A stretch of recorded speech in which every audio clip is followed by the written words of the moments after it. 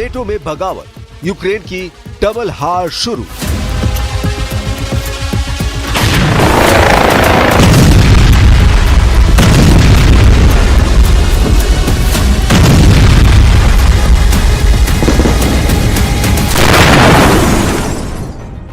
चौबीस फरवरी 2025 को यूक्रेन युद्ध को 3 साल पूरे हो जाएंगे। 3 साल की लंबी जंग में शुरू से ही यूक्रेन और नेटो दावा कर रहे थे कि रूस 1 साल के अंदर यूक्रेन जंग में बुरी तरह से घबरा जाएगा। लेकिन हैरानी की बात तो यह है कि 1 साल छोड़िए, पुतिन का रूस 3 साल से यूक्रेन और नेटो को उन्हीं की जमीन पर बुरी तरह से हरा रहे हैं और रौंद रहे हैं। हैरानी की बात तो यह है कि जब से ट्रंप ने पुतिन की तारीफ की है और राष्ट्रपति जेलेंस्की को तानाशाह कहा है, उसके बाद से 32 देशों से बने नेटो में बुरी तरह से फूट पड़ चुकी है।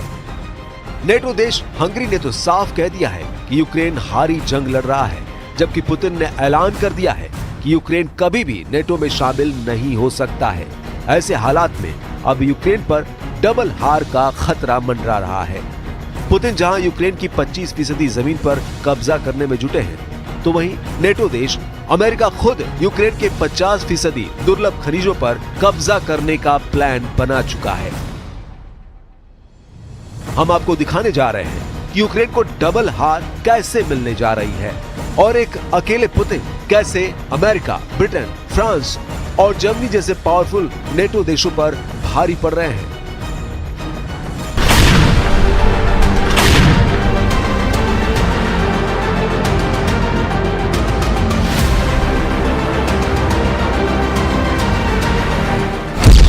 नेटो देश हंगरी का ऐलान, अकेला पुतिन सब पर भारी।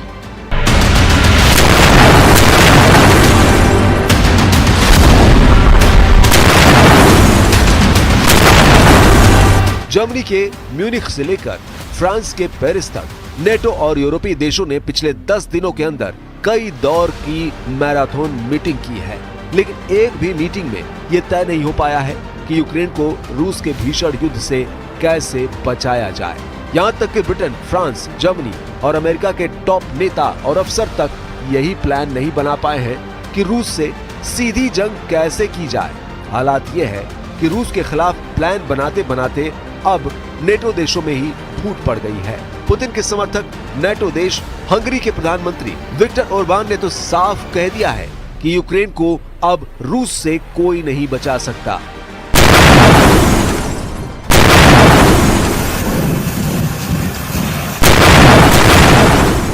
नेटो देशों में फूट का सबसे बड़ा सबूत नेटो देश हंगरी की तरफ से साफ देखा जा सकता है। हंगरी के पीएम विक्टर ओरबान ने साफ कहा है कि यूक्रेन किसी भी कीमत पर नेटो में शामिल नहीं हो सकता है और न ही हंगरी कभी यूक्रेन को यूरोपीय संघ में शामिल होने देगा। पुतिन के समर्थक माने जाने वाले विक्टर ओरबान ने यहाँ तक कह दिया है कि राष्ट्रपति जेलेंस्की का यूक्रेन एक हारी जंग लड़ रहा है, जिसका अंत रूस के हाथों तय है। यूरोप के कुछ देशों और अमेरिका पर भड़कते हुए हंगरी ने कहा कि इन देशों को कैसे ये गलतफहमी हो गई कि वो रूस के पड़ोसी देश यूक्रेन को नेटो का सदस्य बना सकते हैं। रूस कभी भी यूक्रेन को नेटो में नहीं जाने देगा।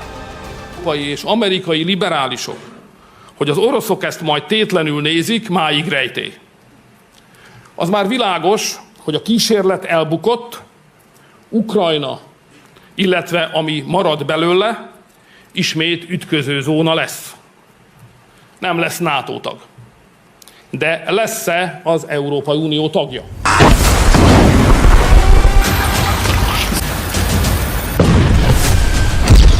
डरपोक निकला नेटो, नेटो पर भड़के जेलेंस्की।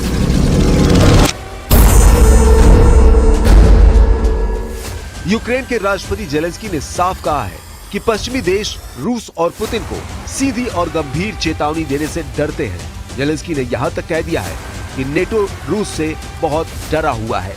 यूक्रेन के राष्ट्रपति व्लादिमीर जेलेंस्की ने यहाँ तक कह दिया है कि यूक्रेन और इजरायल की मदद करने को लेकर पश्चिमी देश पाखंड कर रहे हैं, भेदभाव कर रहे हैं। गुस्से में जेलेंस्की ने यहाँ तक कहा कि पश्चिमी देश और नेटो इजरायल की मदद के लिए मध्य पूर्व में इजराइल के दुश्मनों के ड्रोन और मिसाइलों को मार गिराते हैं।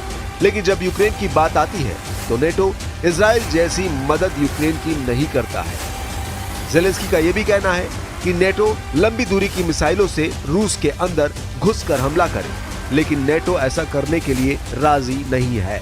हालांकि फ्रांस के राष्ट्रपति बार बार अमेरिका और राष्ट्रपति ट्रंप को कोस रहे हैं कि अगर पुतिन ने रूस के खिलाफ सख्त कदम नहीं उठाए तो यूक्रेन के साथ साथ यूरोप पर बहुत बड़ा संकट खड़ा हो जाएगा। L'Amérique, c'est un allié historique. Maintenant, aujourd'hui, je vois ce qui se passe. Je dis quelles étaient nos priorités. Et nous, c'est normal, on défend notre sécurité. Donc moi, je vais y aller pour dire la sécurité des Français et des Européens, c'est important. Il faut la prendre en compte dans vos choix. Et donc, il faut nous dire où vous voulez aller, essayer de le convaincre d'être.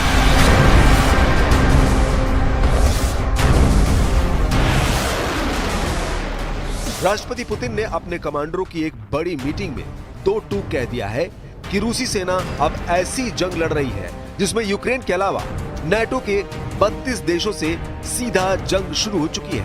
भले ही America, Britain, France, Germany और Poland जैसे NATO देश दावा करे कि उनके सैनिक रूस से सीधी जंग नहीं कर रहे हैं, लेकिन रूस का दावा है कि फ्रांस, ब्रिटेन, जर्मनी और पोलैंड के कम से कम 7,000 से ज्यादा लड़ाके इस वक्त कुर्स्क से लेकर ब्रोकस्क तक रूसी सेना से मुकाबला कर रहे हैं। कुछ चश्मदीदों के मुताबिक रूस के सैकड़ों टैंक, हजारों सैनिक, दर्जनों लड़ाकू विमान और मिसाइल ब्रिगेड अब नेटो देशों पर हमला करने जा रहे हैं।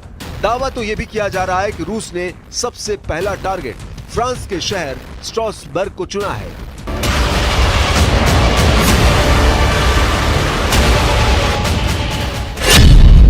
पहला टारगेट फ्रांस, पुतिन ने उतारी सरमत मिसाइल।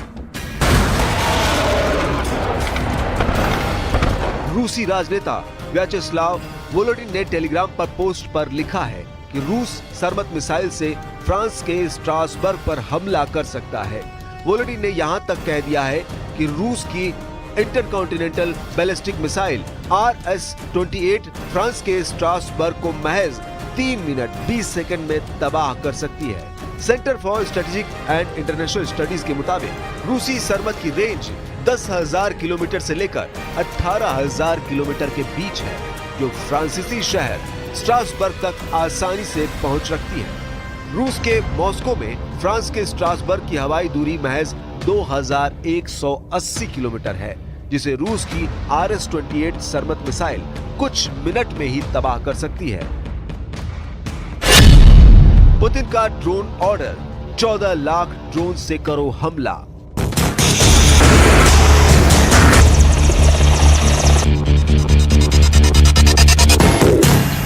रूस यूक्रेन जंग को 3 साल होने जा रहे हैं। दोनों देशों के बीच लगभग 1,000 किलोमीटर इलाके में भयंकर जंग चल रही है।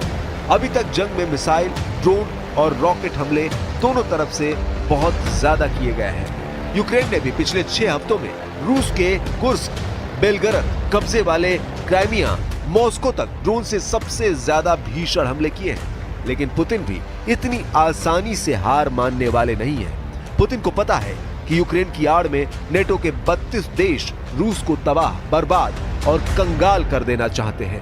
पुतिन अच्छी तरह से जानते हैं कि अगर रूस हारता है तो रूस का वजूद ही खत्म हो जाएगा। इसलिए पुतिन ने यूक्रेन समेत नेटो के 32 देशों पर इतने बड़े और घातक हमले का ऐलान कर दिया है कि आप सोच भी नहीं पाओगे। पुतिन ने 14 लाख ड्रोन से हमला करने का प्लान बना लिया है।